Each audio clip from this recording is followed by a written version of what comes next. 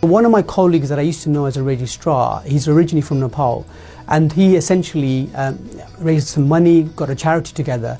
And what he wanted to do was he wanted to set up a hospital that could provide trauma care and also kind of local treatments for patients who couldn't afford any kind of operations or any treatment for themselves. We landed in Kathmandu. It's a good 4-hour drive on hilly roads, mountainous roads, through all the mountains in Kathmandu to Janakpur, which was the place that we did the surgery.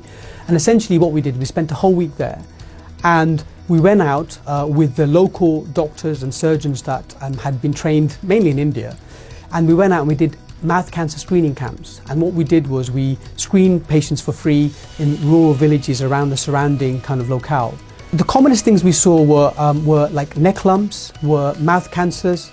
I think mouth cancers was the major problem, so lip cancers, tongue cancers, neck lumps and salivary gland tumours was the common things. And the operations themselves, I try not to do the operations myself. I wanted the local surgeons to do it, and I was there kind of as a training capacity. The anaesthetists had to buy the drugs on the day, so we had to send someone out in a motorcycle to buy the medications that we needed to anaesthetise patients, and then they had to come in the morning, so we had to wait for that.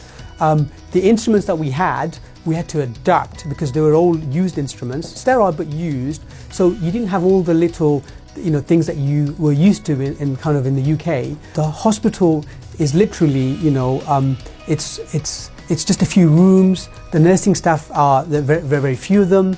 And so it was the post-operative care was again something to behold. It's quite an eye-opening experience, to be honest. It's a beautiful country, and the people are very friendly, and they were very hospitable, and it was quite heartwarming seeing some of the thank yous you got. As an experience, I think it's fantastic.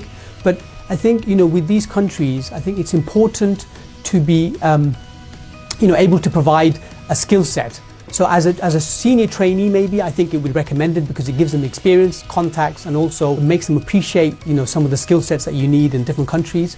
It's got to be cost neutral for the charity hospital because there's a lot of money that gets it's charitable donations really. So when I went over there, I had to pay for my flights, pay for my hotels, and I also my time as well. But that's part of trying to help people, and that was part of my the charity work that I did. But I would.